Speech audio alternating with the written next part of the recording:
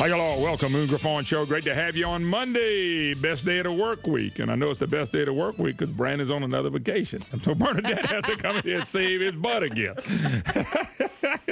Poor Brandon. Well, you know, he hates Mondays. He likes Fridays, especially payday. I tell people Monday's the best day of the work week because I got a whole week to get it right, and because I know I messed it up somewhere along the line. But Bernadette's sitting in for the vacation in Brandon. And oh, by the way, because I like to have fun, this is his 6-month anniversary, wedding anniversary. See, that's why he's gone. Oh, smoochy, But I want you to tell you, he was gone on the 1st-month anniversary. He was gone on the 2nd-month anniversary.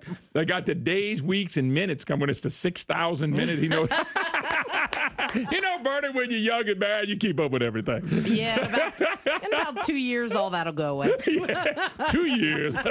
Boy, you stretching it out. All righty.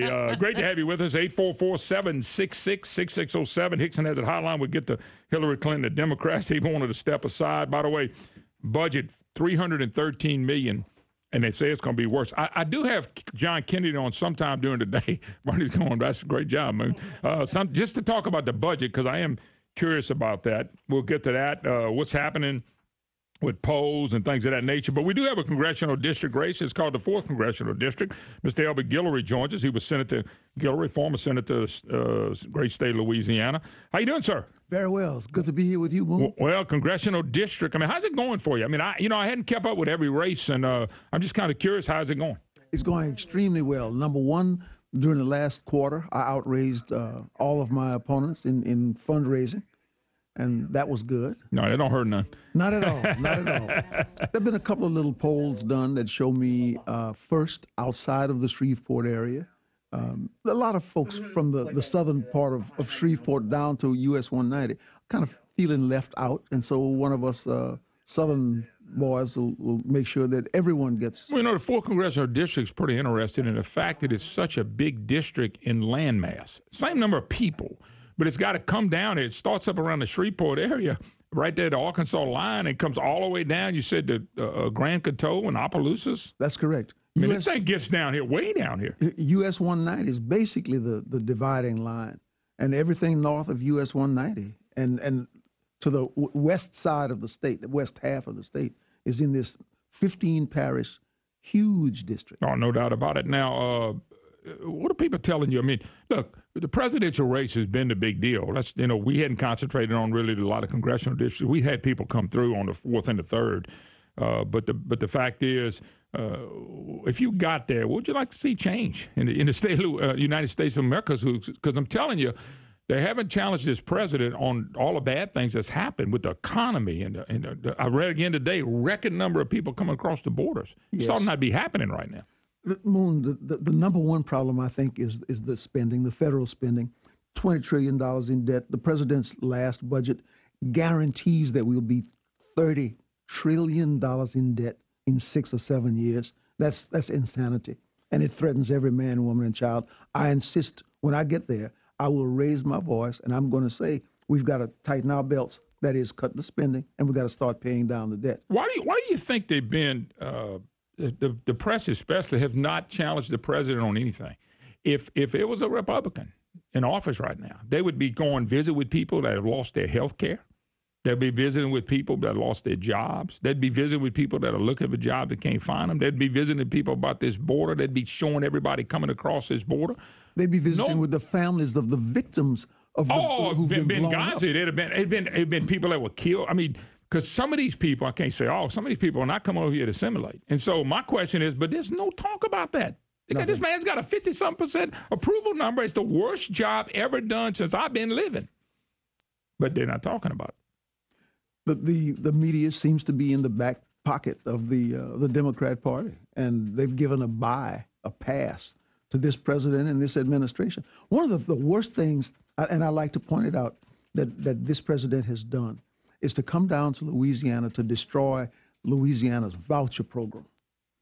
10,000 kids, little Louisiana kids, in the worst schools, violent schools, low-performing schools, and the president and his people from the Justice Department came down here to destroy that and to send those 10,000 little kids, little Louisiana babies, back into some of the worst schools. You know, I'll never forgive him for that. Well, one of the things that I brought up with Obama, and I would ask my friends in the inner cities have been tough.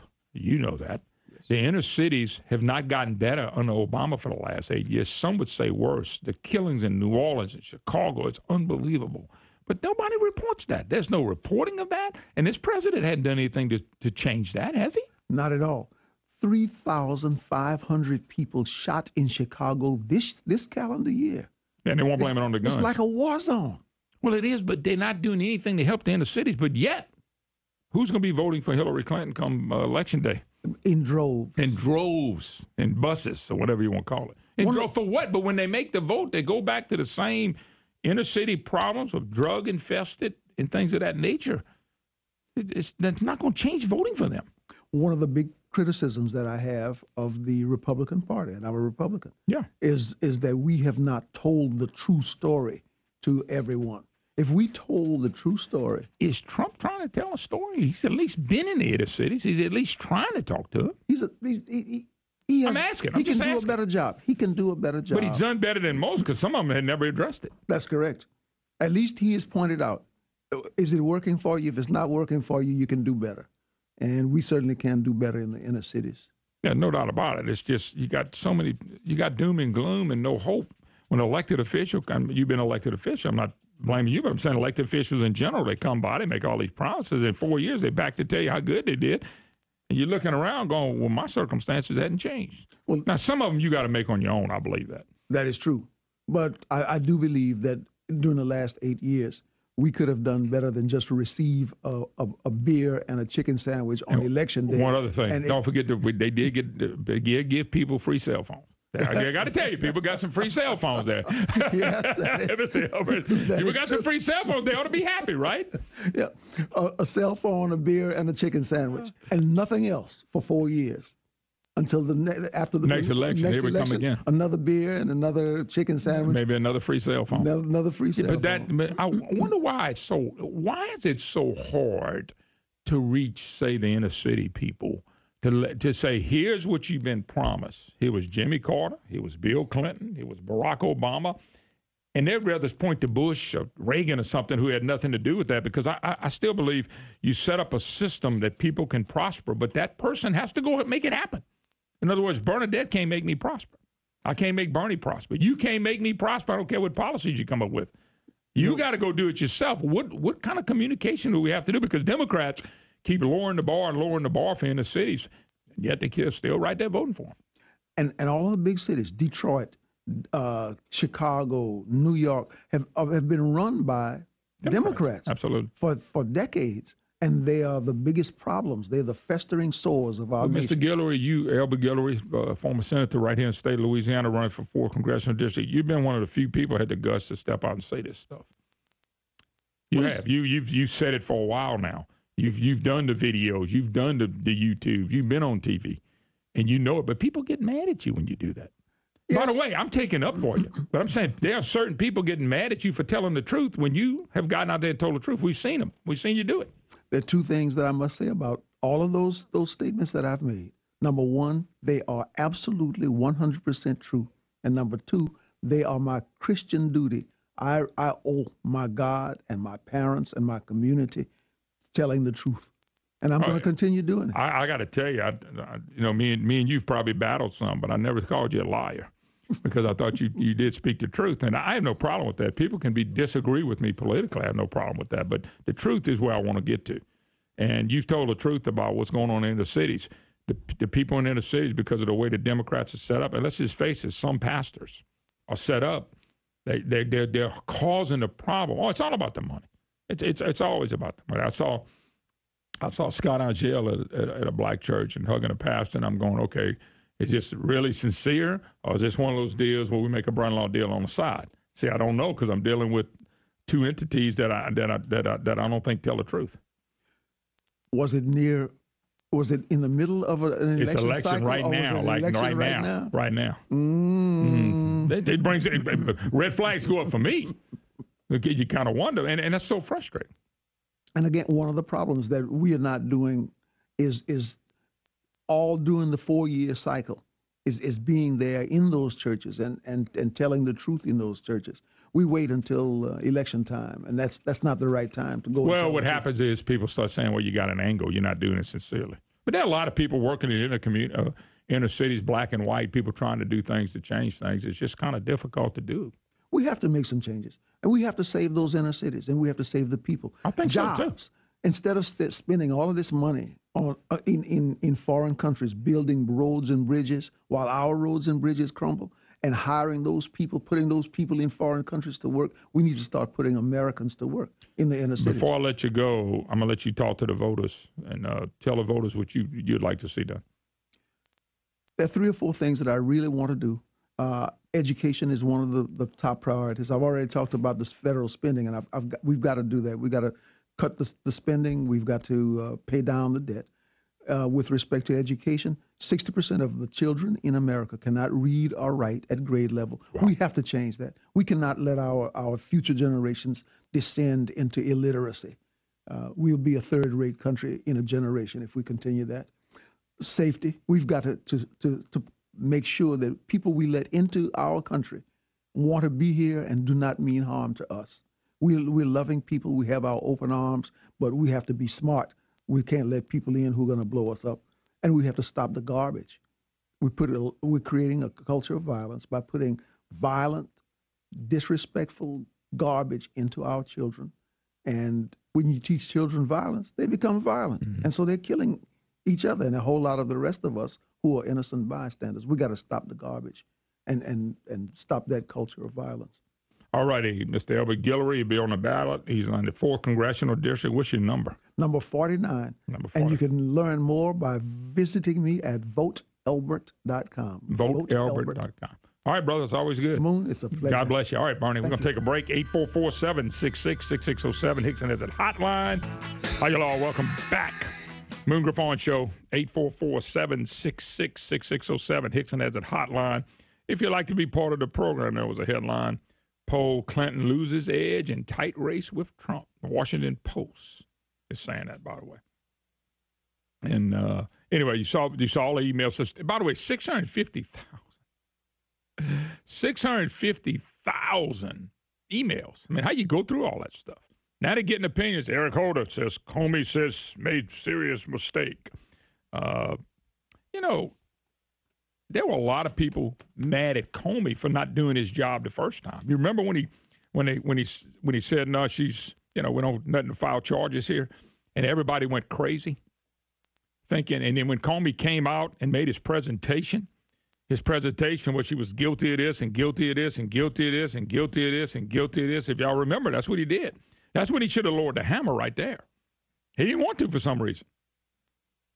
And I don't know if he took a hit, decided to come. But here's the thing. A lot of information is out there. Now, of course, the left, they're going to Eric Holder, and they're going to Loretta Lynch, and they're going to Loretta Lynch. I'm not Loretta Lynch. She's a singer, Bernie, last time I looked. She's a coal miner's daughter. Yeah, they may have went to her, too, Bernie. And so they go to Loretta Lynch, and they're going to interview all these people. And it's going to be the same thing when Bill Clinton was caught in his scandals, man. They just go after everybody. Go out, just muddy up the race, because that's what the Clintons do. And that brings me to my point.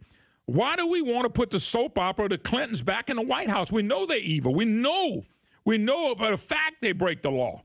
They broke the law enriching themselves. That usually gets people pretty mad when people enrich themselves the way they've enriched themselves using the government. That's what I don't understand, how somebody could vote for this lady. I don't. I really don't. And as I watch this, and then I'm thinking, you got a woman who's going to be vindictive as you've never seen from the president of the United States. And we saw what Obama did with the IRS. We see what he's doing with Obamacare, which is a total disaster. Hillary wants to do Hillary Care, which is one-pay system, which is a ration care. Why would you put somebody like this in there? Now, we know she's evil. We know she's full of crap. We know she lies. We know she gets rid of emails. Why do you want to vote corruption in the top spot in the world, President of the United States? Now, I want you to think about this. If she wins, she's going to be head of the IRS. If she wins, she's going to be head of the Department of Justice. If she wins, she's going to be head of the FBI. If she wins, she's going to be in charge of allowing people to come across the borders. If she wins, she will be in charge of the Supreme Court. If she wins, she's going to put the federal judges in. I don't know about y'all, but to put somebody you know is corrupt, that can be bought off, that's going to go around the law and circumvent the law, why do you put someone like that, President of the United States, in the most powerful position in the world and in charge of everything under the sun that's really important to us? Why? Why do you put somebody that's, in my book, evil, in the President of the United States of America? I mean, corruption just follows these people. And look, they got rich on being government in the government entities they were in. The Clinton Foundation, I read today, Department of Justice, they're the ones that shut down the investigation on the Clinton Foundation. Got their own daughter saying, hey, this ain't right what we're doing here. We found that through the emails. How do you do that? How do you elect? How do you go inside a booth and pull the lever of someone you know has abused power, has abused women for her husband? We know all this stuff now. How do you go in and say, oh, no, I'm going to vote for her? And put her in charge of the IRS, the DOJ, the FBI, the border, the Supreme Court, the federal judges. I'm asking, how can anybody calls themselves Christian or whatever, moral standards that they have, walk in a booth and pull that? I don't know. I don't know how people do that. Now, look, I don't always vote right either. But I know, and let me say, I said this the other day, and I'll say it again. By the way, I didn't make this up, Bernie. This is biblical. You have ears, and we don't listen. We can't hear. We have eyes, and we don't see. We got a brain we don't use. How do people do that? How do you live with yourself when you can go in there, if this lady, this woman becomes the president of the United States? I don't have a problem. If a woman wants to become president, that's fine. But why would you want the soap opera of the Clintons? All we have since they entered the scene is corruption, deception, lies. I mean, erasing emails. I don't know. I don't remember. Why would you put something like that, a person like that? I don't care if they're Republican or Democrat. I don't care if it's male or female. I don't care if it's black or white. Why would you put someone in charge of anything like that, like the United States of America, and in charge of all this stuff? And I'm going to tell you, she's vindictive, and she will go after everybody with the same things I'm telling you she would be in charge of. I'm just trying to figure out. I mean, my brain waves don't always work either. Bernie gonna tell me about it. But those brain waves, wow. Anyway, we take a break. We take your phone calls when we get back. Steve, Mike, we'll start with you guys. You're listening to the Moon Griffon Show. Hi, hello. Welcome back. Moon Griffon Show. Great to have you with us. 844-766-6607. Hickson has it hotline. Bernadette Lee sitting in for the vacationing Brandon Como. I guess he's going to have, let's see. Vacation. For the next 6 months, he'll have 6 more months of anniversary. Yeah. And he'll be gone again. So you know you're going to be here at least once a month. Well, I'm just excited because I'm going to talk to the guy who I work for, and I'm going to tell him that I have to do that too. So, well, I sent you a picture of Cool Breeze. Yeah, Cool Breeze was just looking like he was hanging out. Yeah. But he looks a little mad at you. He has his hands on his hips as if he were angry. Oh, then get in line. Do you think he might? Get in line, Bernie. It's a good thing he's good looking. Otherwise, people might run away. They might be scared of him. I know. We're not going to put that on Facebook yet. All righty. 844-766-6607. Hickson has a hotline. Before we go back to the calls, I'll go to the calls. I mentioned about Hillary and all these things she's going to be in charge of. Think of Obama. The Tea Party folks, the IRS went after them, but nothing was ever done. People didn't even turn on them for that. He's letting the borders just flow with people, whether they want to be here or not, whether they want to assimilate here or not. Cut deals with Iran. You know, I just think of what he's already done, and Hillary's going to be worse because she'll own the Supreme Court. The Supreme Court has at least slapped Obama down on some stuff. It sure wasn't them tough Republicans in the House and Senate, that's for sure. All right, let's go to phone lines. We'll start with Steve in Vernon Parish. How you doing, Steve? Moon. Yes, sir. Hey, how are you doing? I've been listening to your show for about a year now. This is the first time I ever called in, but I've got a theory about, this whole, revelation from James Comey coming out. All right. Okay, like there's not many people within the government that actually have the power to take down the Clinton machine if they wanted to. Right? Like she's so high up, she's like untouchable. And there's all sorts of conspiracy theories about the Clintons, taking care of people that try to get in their way, right? But this is a man that is in such a high up position that he actually has the influence and the power to take her down. Well, but you know what? Let me tell you something. They're all mad at him now because when he did this, he should have did it the first time, because the first time he had enough information. If you heard what came out of his mouth, guilty, guilty, guilty, guilty, guilty, then why in the heck did he not do it then and doing it now? I don't care about the timing anymore. It is what it is. I'm telling you, there's 650,000 new emails, and trust me, they've gone over a lot of them. Oh, I realize that. And the reason he did this is my theory, because he's smart. He did it in 3 steps, right? Step 1 was come out and condemn Hillary, state that she's guilty of this, she's guilty of that, she was wrong about this, she was negligent about that, right? So he says all this stuff, and everybody thinks it's leading up to him saying, we're going to push forward and there will be a grand jury and an indictment. But instead, step 2, he says, we are not going to move forward with charges. So the conservative media grabs a hold of that, and it swirls around for a couple months, and they have a heyday with him. So there's all sorts of theories on why he did that, right? And, did the Clintons pay him off? Did the Clintons threaten him?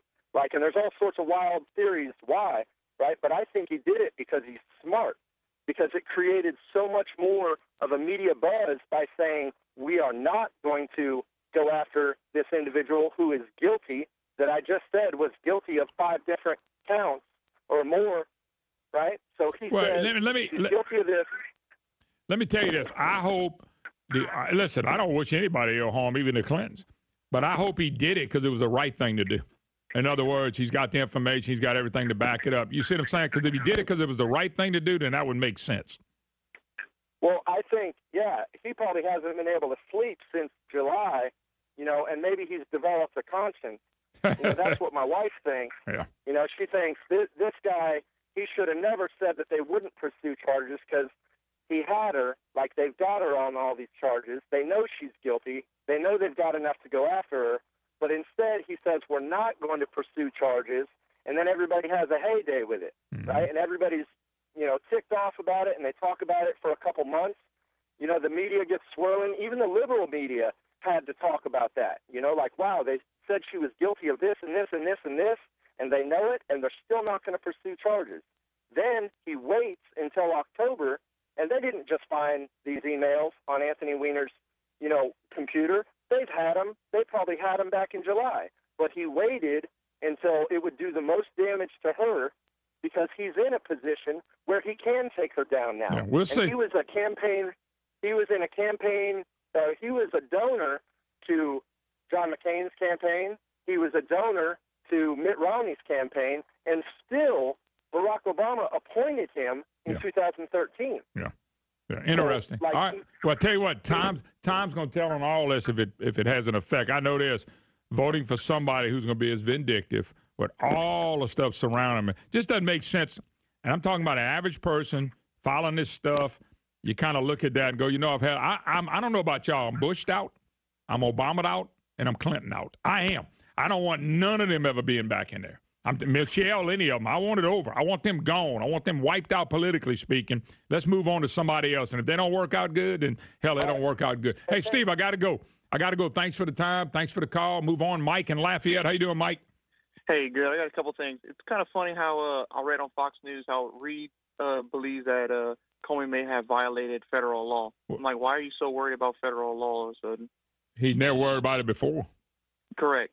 The next thing is, like the previous caller was calling about theories, I really think that a lot of times when you look at charges, Clinton may have violated federal law the first time, but it's not a lot to stand on. Even though she violated it, it's not a good charge to pursue where they feel, okay, it's good, it's a good substantial guilt, and we can pursue it and go after her. I think he really believes he found something that consciously he says, I can't overlook this. I have to say something. This is why, Mike, this is why he needs to make sure he did this for the right reasons, because all the political hell is coming back on him. And I know the Clintons, they can torture you because of their friendship with the press. They'll be on every talk show. Once they get the little angle they like, I saw him do it with, Ken Starr. Saw him do it with Monica Lewinsky. We saw him do it with any woman that came forward. They will be vicious against this man. If Comey's got the information and Comey can stand the test of time, it'll be proven what it is. And that's why I'm saying I hope and pray it's not political. I hope and pray that he has the information, like you said, to back up everything he's saying. If he does, he has nothing to hide. He has nothing to fear. Nothing at all. I really do think as a professional, I do think that's why he didn't go through with the charges first, because even though they might have proven guilt, it wouldn't have been a substantial amount of evidence and overwhelming where they've been enforced. However, now looking at it, he found something. He's like, I really cannot go through with this and allow the American people to vote with the conscience saying, oh, well, there's nothing going on. I have to say something in order to let people know that there is something going on, and it's substantial. Yeah, well, like I'm saying, if he's doing what he's doing and it's for the right reason, like you're saying, then all they got to do is stand the test of time, because they're going to come after him. Anybody that did what I thought he should have did something the first time. Yes, this sir. right here, thank you. He must have information coming to Wazoo. By the way, it said, Bernie, 650,000 emails. I mean, that's a lot of emails. That's a lot of emails to go through. Mm-hmm. What about, what was that? What do they call Huma? Mm-hmm. Huma said she gave in all the emails that they had, and they finding this associated with her, that she said she had gave the FBI all the emails she had. Bernie, she didn't give all the information. She didn't give all the emails. So I'm saying, you're getting in some tricky stuff. It's not going to be solved before Election Day. It's not going to be. It's just no way forward. And it's not going to be over. No, that's true, for sure. That's not going to be over. So, by the way, and it's proven now, the DOJ, Loretta Lynch, not Loretta Lynn. Maybe I was thinking a little country music. I think you were. Yeah. She is the one that kept them from going after the Clinton Foundation. She has kept them. Nobody knows, but that right there was a racket for them to get rich, and they have gotten rich. The average person, middle-class people, usually don't like that kind of stuff, but it's not getting a lot of play. She stopped it, and the Clintons got rich because of the positions they had. All right, we got to take a break. Yes, we do. And by the way, we do have a piece on voter fraud I want to play. Marnie, if you find that, I'll send that to you. All right, 844-766-6607. Hickson has that hotline. We'll take a break. Be right back. Hi, y'all. Welcome back. Moon Griffon Show. 844-766-6607. Hickson has a hotline. And you know what's funny, Bert? I did the song and Listen to Me clowning. And the first words on my next article are 3 words. Mm-hmm. You ready? You heard me say, listen to me? Mm-hmm. A scary thought. Look at it. I want you to prove that I said. I went, my God. Mm-hmm. Yep. Man, I think the good Lord must have sent something right back at me, Moon, really. 844-766-6607. Hickson has a hotline. Emails. I wonder if it's changed anybody's vote in Louisiana. You know, there's 22 million people that's already voted before all that stuff broke. 22 million. I personally, Bernie, even though I use it, I personally wish we'd get away from early voting. I want to go back to we have to vote on Election Day, or we had a little bit of time we did it. I don't like it. I never have really liked it. I like it for convenience. Mm-hmm. I think people ought to have to go vote. And I think they ought to have a paper trail with every vote. The guy called the other day and said, great idea would be when you vote, you got a receipt showing who you voted for, and that's what came in the computer. That's kind of a paper trail. I don't know. It's just people voting early, things can happen. Now, let me just make one other comment. I do believe, my opinion, that they will bring out something on Donald Trump. The press is not going to take this line down. They want to change the direction of this election. They want to. I know there's not a whole lot they can say about Trump. They didn't say everything. But it would not surprise me if they find some kid, a young man that's 32 years old when he was 8, saying that Trump fondled a kid. And then a kid comes forward at 32 and says, well, I didn't report. I mean, nothing surprises me with the press. You can't make me believe they're not going to come up with something between now and Friday to change everybody talking about email to talking about Trump again. Because this whole campaign should have been about Obama and Hillary. But it hadn't been. It's been about Trump. So I'm expecting something else to fall from the media on the Trump tree. I really am. I think they got to come up with something to get it off these emails. What is that going to be? I don't know yet. But I really feel it's coming. They'll pay and find somebody, and then that's what they'll run with, whether it's the truth or not. See, that's what another thing that gets me mad. They want Comey to tell them everything. But we got things that are happening out there that the press runs with as facts, whether they are or not, like the women coming forward and saying they were this and that. But we don't ever know the facts, and the press will run with something that's not true just because they know once it's out there, the perception is it's true. So I personally think something else is coming out with Trump, and I think it's coming out whether it's true or false because the press wants to be able to run with something from about Wednesday, Thursday, or Friday to Election Day. They got to do everything they've done everything they can to protect Barack Obama, who's the worst president we ever had. Hillary will be worse because she's on the Supreme Court, and she's vindictive as hell. Anybody ever got in their way, she's going after, and she don't care how she gets back at them. A person that has the character of Hillary Clinton is horrendous. What do you think she's going to be when she's sitting as the most powerful person in the world? Why would you elect the most powerful person in the world, somebody that's corrupt? I don't understand that. Somebody that's corrupt. Anyway, we'll see what happens. Let's go, Bernie. Let's start with, I think, Chris and Bo. Let's go to number one. Chris in Bossier City. How you doing, Chris? Good. How you doing? Fine, sir. I just got one thing to say. Everybody keeps blaming Comey for reopening this investigation so late. But I believe the person that was subpoenaed for all the information and didn't turn it in is responsible for this being reopened. You talking about Hillary? Yep. Well, it's no doubt. She hadn't got nobody to blame but herself. If she'd have turned everything in, it would have been over. But they didn't turn everything in. They got rid of a lot of stuff. They erased a ton of stuff. About. Yeah, we know that. But see, the thing about it is Comey should have, when he came back, what got everybody kind of mad is when he announces he's not going to press any charges, he tells all the reasons that he should press charges. And so the press conference was, yeah, she's guilty on all this stuff, but I'm not going to go after her. I think Rush had a good angle on that, too. He said he was not going to stop the first woman candidate nominee in the United States of America for president. He wasn't going to be the one that stopped her. Now he comes back and does this, which, by the way, and it's like I told Bernie, if he's got the information, if he feels good about the case, he needs to pursue it because the truth is going to finally come out. But if it's political, that'll come out, too. But I believe if she had not hid anything and turned it all in back when she was subpoenaed, it wouldn't be coming back up. They would have finished their investigation back then, but they're trying to blame Comey here. Yeah. All right. New information's come in. All right. Thanks, Chris. Appreciate the call. 844-766-6607. Hickson has a hotline. By the way, I do have Lieutenant Colonel Ellison at 10:06. John Kennedy at 10:45. Kennedy's going to be here about the budget, $313 million budget gap. Governor says it's going to be bigger than that, but hold up. They just we had record taxes raised, and it's not enough. And we got Jay Darden down there. I don't understand that. We'll get to that all later in the program. Mark in Texas. How you doing, Mark?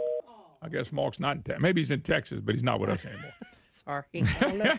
He was there. I guess he got tired of waiting. Oh, I don't blame him. We do take our time. Some people accuse me of being long-winded. Well, and you can't help it if you're so super popular. You okay? No. What is that? I was drinking something, and you look at it and spit it all over the screen. Then I had to deal with the program director. Sorry. I kind of kept it down there. 844-766-6607. Hickson has it hotline. It's just, by the way, Clinton and them are coming up with the vast right-wing conspiracy again. Oh, yeah. You ever notice the Clintons never make a mistake? Ever? You ever notice they never apologize for anything? Ever? They never deny. They never apologize. They sent all their minions out to do that. The Chicago Tribune headlines, Democrats should ask Clinton to step aside. Man, don't do that. This is the candidate for the Democrat Party. This is the one y'all wanted. He's there now. The corruption around these people are phenomenal. All right, let's go to phone lines. Prospect, Louisiana. Go to Jim. Jim, how you doing? Good. How are you doing? Doing fine, How's sir. your daughter doing? Maddie's doing great. That's cool. Thank God everything's going well right now. She turned 20? 20 years old, if you can believe that. If you've been listening to this program for, been on 23 years, I guess that's a long time, and she's doing well. Hillary's emails and stuff like that. Before, when she was being talked to by the FBI, they didn't have any choice because Loretta Wren was told by Obama to step down and to have FBI to step down. That's what she did. So that's the only reason he did that, everything like that. But I hope that whatever they found or going to find that will really nail her enough to go to jail. They have up to the 20th of January, because if she wins, she won't be sworn in until 20th. So they have some time to do it and everything. Well, it's you know what? I'm a little different. I don't ever care about people going to jail. I'm not into that. Whatever happens, happens. But it's no doubt that you don't elect the president of the United States when you know there's that much corruption around. You don't. I don't care if they're Republican, Democrat. I don't care if it's my daddy, your daddy. You just don't do that. You don't put people like this. We need to get rid of the Obamas and the Clintons and the Bushes. They've had their 3 decades of running everything, and I ain't been impressed yet. Well, the thing is that people will vote for their own party regardless of what the person does or is going to do and anything like that. And then some people, just like women, for example, they want to have a woman in the White House. It doesn't make a difference what she did. It's stupid, but that's the way that the people think and everything. Yeah. So that's the whole. That's one of the things. And then some people do it for money or power or something like that. They're going to get from her. She also, she's evil. I mean, I never seen a person so evil and everything like that.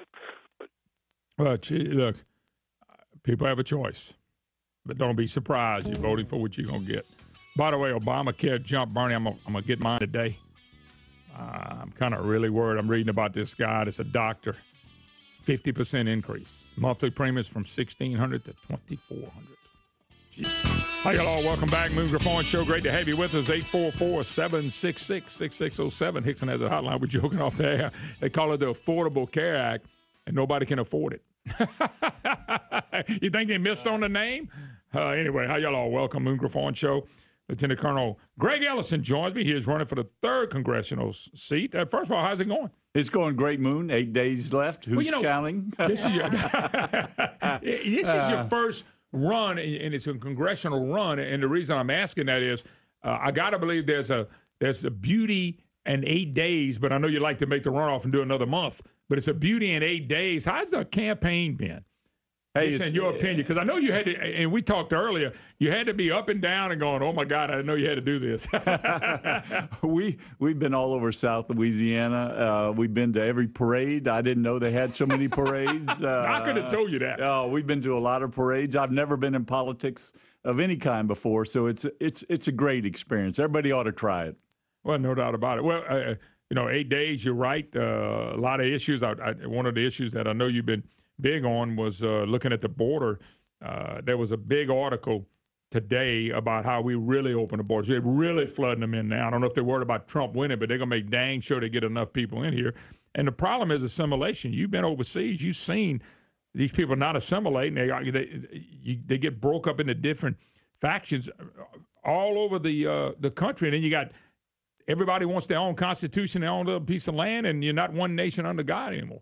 Well, the reason that Rome failed is they took so many people of alien blood, passed them to their slums. They never assimilated. They never learned the language. And it's all about communication, adopting the basic Bill of Rights in our country. So if they don't want to be Americans and assimilate, don't come. Well, then if you want to be Americans and assimilate, that means you want to come through the proper process. But when you got the President of the United States distorting every federal law when it comes to illegals, and the Supreme Court not doing nothing, the Republicans not doing nothing. I mean, what do you do? Americans, so we sitting here, I'm going, I know it's one of the reasons you're running. Absolutely. We're nations of laws. You know, if we don't obey the traffic light, we'll have chaos. So we have to seal our borders. That's a good example. Let's take the traffic light. Nobody obeys it now. Yeah, we're going to have crashes all over. So that's what our president has done. He's basically waived. He's not enforcing the border. Basically, he's changing the landscape of our demography. You know, he wants to hope and change and make us another country. What made America great is people adopting our Constitution, assimilating, learning our values. Oh, no doubt about it, and then becoming us. I Absolutely. mean, Hillary even in a debate said that with George Washington, they had some people from Islam with George Washington. If that's true, that's because they're assimilated to our way of thinking, and they wanted to come over here where they could be free and live the way we live. Hey, if that's true. Hey, you just got to look what's going on today in France. They committed cultural suicide. So many people have come to France. They haven't assimilated. They haven't learned the language. Hey, we have priests being beheaded in Normandy saying the Mass. Don't you think that's coming here when you think about the non-assimilation? You know, because some of these people, that if you can, and this is the thing, you're a veteran.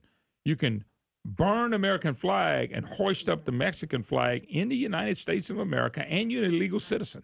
And we're allowing that. You know, the American flag is a symbol, and under that symbol, at least in the Civil War, 360,000 Union soldiers died under that banner to set America free, to restore the Union.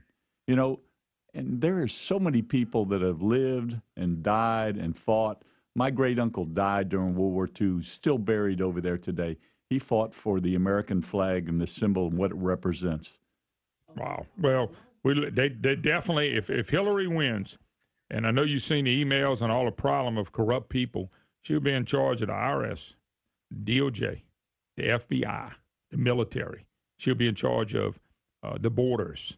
I mean, she will own every federal judges, the Supreme Court judge. She will own it all, and she will use it against her own people, anybody that disagrees with them. That's what's happening in all these countries, Venezuela, Cuba. You go look at all these countries and some of the places you've been where everything's owned by a few people, and they dictate everything.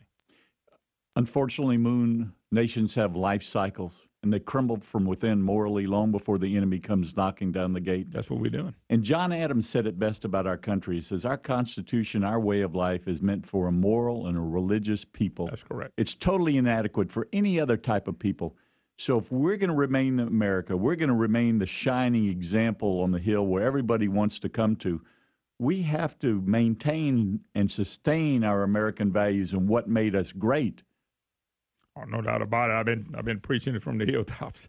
It is important. The other thing is, I know you got to be disappointed in press coverage of anything, but they hadn't covered the amount of debt we've run up. Doubled under Obama. What's going to happen is our growth is 1% or less. It will be no growth. And then what do? They can't go to what they're going to do now, borrow, print money. I mean, we've done all that. One day they're going to cause inflation to skyrocket. It's going to be from our policies.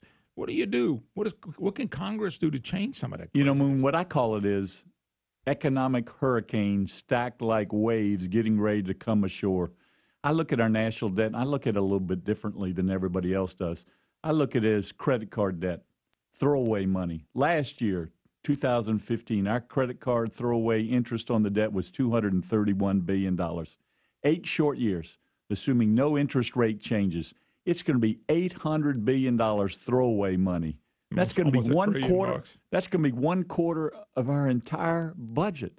But nobody does anything about it. We've had congressmen even in our own state that you tell them, no, don't do. Oh, we can't default. We can't default, and they vote for these budgets.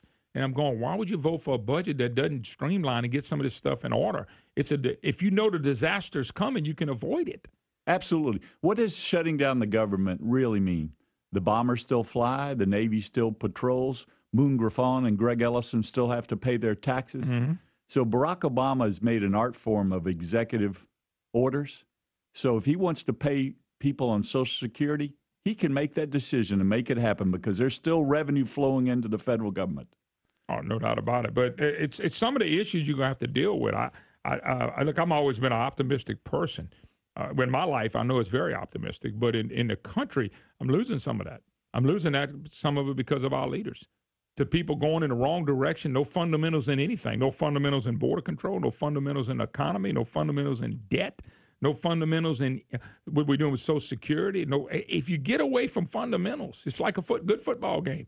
That old fundamental coach every year, they go, why does Coach so-and-so win every year? He don't have to play. They lost most of their seniors because he stays with the fundamentals that got him there. And he's Same disciplined. He's disciplined to do it. Disciplined. Hey, I don't want to be preachy, but our cadet prayer encourages us to take the harder right instead of the easier wrong, to live above the common level of life.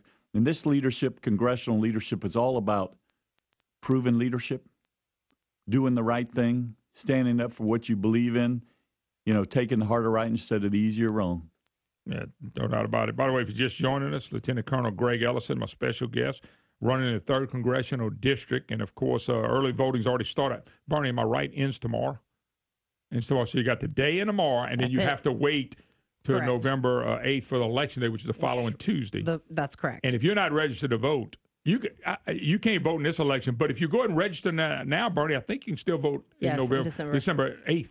Mm-hmm. And December 8th, I mean, you're expecting a runoff in the 3rd Congressional District. We're expecting a Senate runoff, a Public Service Commission, maybe a runoff in that. So there's going to be other elections out there. And the runoff, December 10th. Saturday, December 10th. Oh, thank you, Bernie, because somebody sent the 8th, and I thought it would be a Saturday election. Yes. It's not a Tuesday election. No. The only Tuesday, this is the Tuesday election, the federal election. Okay. Yeah. Thank you, Bernie. Straighten me out. It's clear to us that this race is boiled down to a two-person contest between Angel and Greg Ellison. And the differences couldn't be greater. Scott Angel has been at the center of Louisiana political life for over 30 years, and nothing ever changes. Louisiana is clearly at the top of the worst list, and we're at the bottom of the best list. And our failed fiscal crisis over in Baton Rouge can be laid at the feet of that type of brand of leadership. Oh, well, General number behind Angel's campaign on the right. Timmy Teep and all that running the campaign, same people. People don't realize that, but that's what's going on. He's back. Angel's back up on TV with his BP Cajun Dome speech. Yeah, I was there. But that only tells half the story. He says he fought for the oil and gas industry, but 247 days later, he was ordered to Congress. He was testifying on the record. I heard that was I heard this. I don't even know what you're going to say. I heard that was a disaster. That he embarrassed the state, did he? He was unprepared. He fumbled. The congressman asked him clearly, he says, Mr. Angel, have you looked at the BP safety recommendations? And he said he hadn't analyzed them. And then he pressed him again. He says, Mr. Angel, he says, it's your job. Your job as the Secretary of the Department of Natural Resources for the state of Louisiana. Don't you think that you should have analyzed the BP safety recommendations? And he said, no, sir, I haven't analyzed them all. And, we posted on our Facebook and our webpage today, GregEllisonForCongress.com. You can go see the rest of the story. You can see Scott Angel fumbled. He wasn't prepared. He didn't fight for the oil and gas business. He says he did, but he didn't. He's prepared to give a speech, period. I agree. That's what he does. He can give a speech. I agree. I'd rather than go off a speechwriter for the president of the United States or the governor. Interesting. Go look at it on Facebook. You'll get the rest of the story. Okay. Anything else you want to tell the voters? Yes. 8 days until the election. This election is all about leadership, proven leadership. Our country awarded me the Bronze Star and the Legion of Merit for my leadership in the most trying of human conditions. Hey, the Daily Advertiser brought in every candidate, vetted us individually. He said our candidacy was clearly above Angel, Higgins, everybody else in the race. They endorsed us, and I appreciate the Advertiser doing it. And I have the proven leadership skills to be your next congressman, and I humbly ask you to vote for me. Lieutenant Colonel Greg Ellison, best of luck. Thank you, sir. 1 week from tomorrow. Thank you. And Barney, thanks for straightening me out on the date. We got the 10th. I thought it was a Saturday. I was telling somebody, I think it's Saturday. I didn't look at the date, so I said, it's the 8th. Well, 8th would be a Thursday. I know that don't make sense. No. Happy Halloween, everybody out there. That's why you don't get your information from just your friends. Wait till I get home and talk to my brother. All right, we got to take a break. God bless. Thank you, sir. Thank you, Bernie. Quick break. More to come. The Moon Griffon Show will be right back.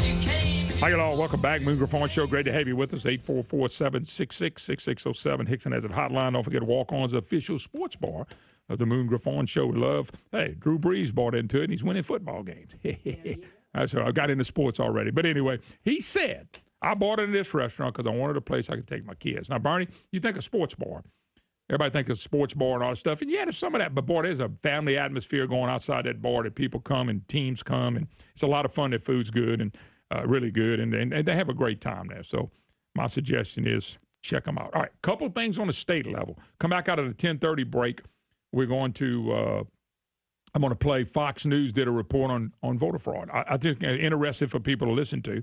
And he said last hour, John Kennedy would join us as the state treasurer. I want to talk to him about the budget because $313 million budget gap. The governor says more to come. And then we got him and Jay Darden. What happened? Record taxes.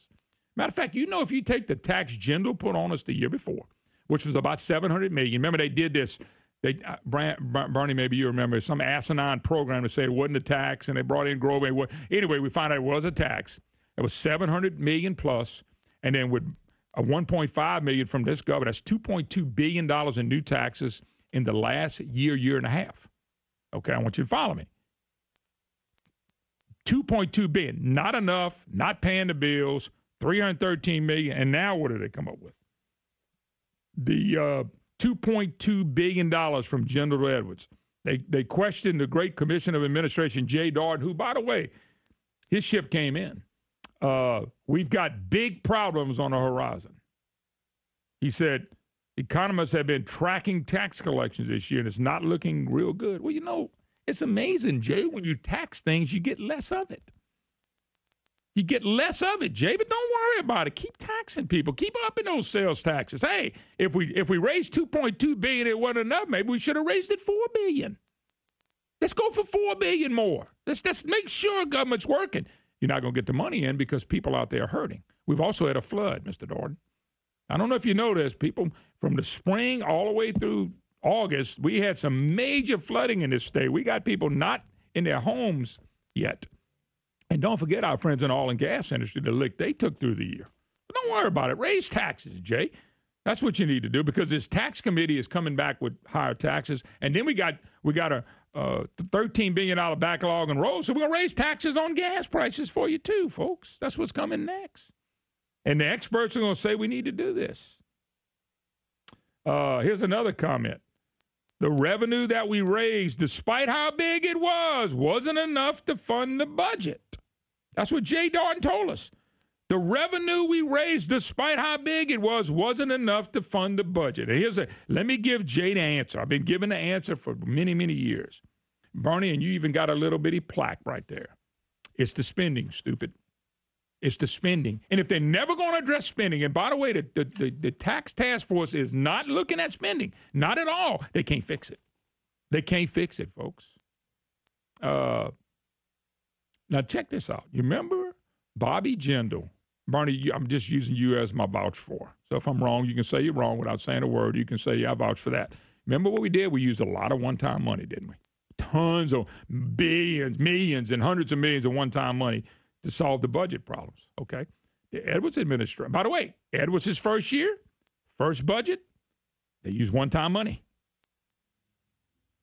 Check this out. Edwards administration lawmakers are looking at a possible use of Louisiana's rainy day fund to close some of the gap. One-time money. Cannot fix the problem if they're not going to address spending. Let me say it again, loud and clear. You can't fix it without looking at spending. But keep trying. And boy, everybody's going to be broken. They're still going to have a problem. Also, as you know, on an entry on a medical questionnaire now, you know what it is? KPLC Channel 7. They went out there and looked at the questionnaire on medical. Brandy, ready? Do you have a gun? Do you have a gun?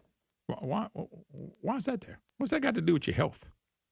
Matter of fact, some people are healthy because they have a gun because nobody ain't breaking their house. That's ludicrous to even have, but it's there. Okay, here's another one. As you know, healthcare premiums are skyrocketing. I'm finding out today how I'm going to get hit really hard, folks. I'm reading this article about this doctor, just him and his wife. Okay? Him and his wife only. They're going from $1,600 to $2,400 a month. Well, folks, mine was already $22. and premiums are skyrocketing. How can you call something, maybe we're about to take a break, the Affordable Care Act when it's so unaffordable? You see what the left does? Play with them names. Social Security, broke. Supposed to be security. Affordable Care Act. And people losing their butts off trying to pay for it. Affordable, which is unaffordable. Unbelievable. When we get back, voter fraud.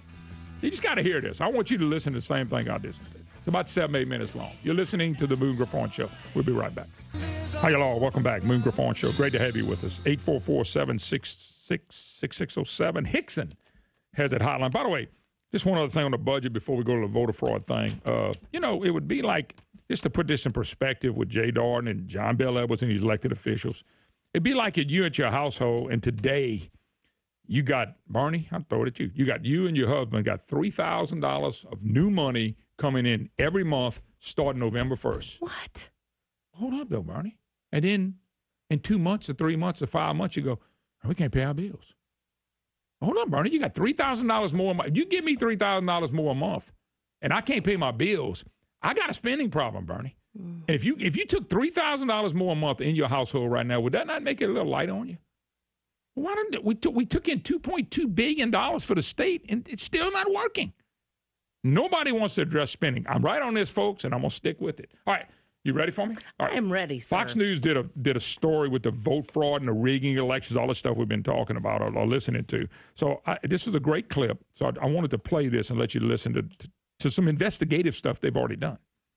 Governor McAuliffe of Virginia tomorrow will announce that he has restored voting rights for 13,000 felons on a case-by-case basis, and he will be announcing that tomorrow. Donald Trump is also laying the groundwork for claims of voter fraud. A brand-new television ad airing in several swing states says that the system is rigged. The Trump campaign is spending $5 million to run the commercials, trying to fire up Republicans in states where early voting gets underway in a few weeks, like North Carolina, for example, where the courts struck down a voter ID law that judges said targeted African Americans. Our Fox News senior correspondent Eric Shawn digs deeper into these concerns. So you don't need an ID to vote? Well, it depends upon what state you're in, if it's a photo ID or not, if you have an affidavit. You know, Maria, for years I've covered and investigated voter and election fraud cases here at Fox News, and you won't believe what we found. Take a look at this. These are absentee ballots that were faked. Prosecutors in Troy, New York said politicians simply stole elections by handing in fraudulent ballots that they filled out as real votes. The unsuspecting voters we talked to said they did not even know their votes were robbed. So you didn't write that? I did not. You didn't cast a ballot? I did not. Did you vote? No. Did you fill out an absentee ballot? Nope. Did you fill out an absentee ballot application? Nope, I didn't fill out any of those. So your vote was a fraud? It was. In Kentucky, prosecutors said 20 public officials stole elections by buying votes, spending $400,000 to buy 8,000 votes over several elections. You sold your vote? Mm-hmm. How much did you sell your vote for? $25. Well, in Cincinnati, veteran poll worker Hillary Richardson was charged with voting in the 2008 and 2012 presidential election, not once, but 2 and 3 times. She pled no contest to 4 counts, including voting for her sister, who had been in a coma for a decade. In Pennsylvania, 7 election officials have been hit with election fraud charges, deaths in the last year and a half, from cases of illegal voting to tampering with voting machines and adding phony votes. You know, a 2012 report by a Philadelphia Republican city commissioner found voting by non-registered individuals, voting divisions with more votes than voters, individuals voting more than once, and voting by non-U.S. citizens. And election fraud actually hit the race for the White House in the 2008 race. Democratic operatives in Indiana were convicted of faking signatures on the presidential petitions that put then Senator Barack Obama and Hillary Clinton on the ballot. So many signatures were phony that authorities said the president may not have actually had enough signatures to qualify for the primary ballot. Is that your signature on this? Not my signature. Did you sign this petition for Barack Obama? No. You did not? No. I did not sign for Barack Obama. So someone forged this? That's correct. Well, so this is how it worked in Indiana. It is unbelievable. You need 500 signatures from each congressional district in Indiana. In South Bend, President Obama qualified with 534 signatures. But prosecutors said 100 to 200 signatures were faked, so that brings the Obama number down below the legal number that he needed to qualify. The prosecutor told me, had this been caught at the time, Maria, the president probably would not have qualified for the ballot and would have been bounced from that primary ballot. But all this fraud wasn't caught until 3 years after the election. This is unbelievable, Eric. You've done such good work on this. We want to bring in, so congratulations, thank you. John Fund is with us. He is columnist for National Review magazine. John, thank you very much for joining us. And you two have done so much work on this. First off, the Terry McAuliffe situation in Virginia tomorrow, what's your sense? Would that classify as potentially raising a red flag for potential voter fraud? Well, felons aren't allowed to vote until they get their rights restored. They've proved themselves to be part of the mainstream of society. What Terry McAuliffe is doing is not on a case-by-case basis. He's trying to put every felon back on the voter rolls, including 232 serious sex offenders. So there was no distinction made between what kind of crime you committed and the kind of people Terry McAuliffe wanted to give back the voting rights to. So that could basically come under review in terms of whether or not this is voting fraud. Well, the Supreme Court has already slapped him down and said he can't do it for all 200,000, so now he's trying to do it for a small segment of that group. How worried are you? What's your reaction to Eric's report? Well, we have a sloppy, inefficient system. So sometimes you don't know when the sloppiness ends and the fraud begins, because the sloppiness feeds into the fraud.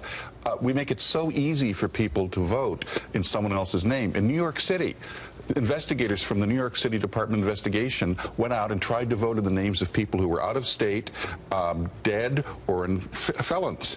And 61 out of 63 times they were handed ballots. One of the times, the 2 times they weren't, is because somebody was trying to vote in the name of the son of one of the poll workers. So the point is there's a 97% success rate, because if you don't have an ID law, as Eric said, in half the states you don't, there is no way to really catch someone, and once they vote, it goes in the ballots with all the other ballots, and you can never segregate it out and find out where the fraud is. Eric. Yeah, you know what we saw in 2008, the Norma Coleman, Al Franken race, that they separated by 341 votes. It wasn't until later that studies found at least 1,000 felons they believe illegally voted in that race. And 200 were convicted. 200 convicted, yeah. So, but that still didn't get to the 341. But it was found out after he was sworn in. You couldn't do anything. I mean, these no ID states is just mind-boggling. Who's to stop anybody from voting 4 times? Here's my point. I don't think there are very many people who don't have an ID, but if there are, let's get them one, because you can't participate in the mainstream of American life. You can't get a job, you can't get a government benefit, you can't get on Medicare, you can't travel, can't cash a check. But these groups that are fighting the voter ID laws, if they spent all those legal fees on actually getting people IDs, we wouldn't have this debate. Are we going to see any efforts to stop this, to make sure that we actually see a system that is fair? Well, the election officials I've talked to, they say that they are confident that any fraud will be caught. They pointed these cases, for example, as evidence of that. And in Rhode Island and in New Hampshire, the Secretary of States there say the way to do it is to have an ID, but with an affidavit, that if you don't have the photo ID, you fill out an affidavit. Your vote then has a paper trail to be challenged later if there's any type of problem. And those secretaries of states are Democrats, by the way. Yeah, they are. And they're honest anti-fraud Democrats. I think the real issue here is that we have to get groups, outside groups, not necessarily affiliated with campaigns. They're nonpartisan groups like TrueTheVote.org out of Texas, which is a national organization. If you watch people, if you have people who pressure prosecutors to pay attention to this as a priority, you can reduce voter fraud. It's like shoplifting. If you do 3 things in shoplifting, you reduce shoplifting 40%. Put up a camera even if you don't turn it on, have a security guard even if he's asleep, and put up a sign that says prosecutions will take place. You cut shoplifting by 40%. It's the same thing with voter fraud. Well, there's also the whole idea, if the IRS is going to target conservatives, right? I mean, that's another part of this, because people are saying you're quieting down an enormous group by targeting them and making them unable to participate. But there's no evidence in all of these court cases, including the ones you mentioned. There was no evidence of anyone who'd ever been prevented from actually voting. No names were put forward. All right, we're going to take a quick break. John Kennedy, when we get back on the budget, I just wanted you to hear that, folks. Democrats are always fighting against IDs to vote. Why is that? I'm curious. There's only one side that does it, and they do it every time. All right, when we get back, State Treasurer John Kennedy, the budget. looming again. We'll take a break. Moon Griffon Show. Great to have you with us. State Treasurer John Kennedy joins me. John, how you doing? Moon, I'm great, man. How are you doing? Well, I'm doing great until I started reading the news. Let's see, John. Let me set this up for you. Record taxes. If you go back to General's last year, about $2.2 billion. Now we're looking at $313 million budget gap. According to the governor, could still grow even more. Quote the great one, Jay Darden, we got problems on the horizon. He also said the revenue that was raised, despite how big it was, wasn't enough to fund the budget. John, what are we dealing with here? Because, I mean, they're not going to address spending. They'll never fix the problem. But go ahead. It's real simple, Moon. If you spend more than you take in, you're going to run a deficit every time. I think so, too. We now have, at the moment, the largest budget in Louisiana's history. The reason is they did the largest tax increase in Louisiana's history, $2.4 billion. And it's still not enough, and it'll never be enough as long as they keep spending more than they take in. Mm-hmm. They need to forget about revenue, forget about taxes, and concentrate on controlling their spending. They don't want to do that. They don't want to do that. They just want to raise more taxes. The governor's already said he's coming back. He wants to raise personal income tax. That's the holy grail. Yep. I don't mean any disrespect, but he needs to stop and take a look at the economy. Our oil and gas business is in a depression. We've had 150,000 homes and businesses flood in March and August. We've got the third highest unemployment rate and climbing. We're about to leapfrog over Illinois. When you tax something, you get less of it.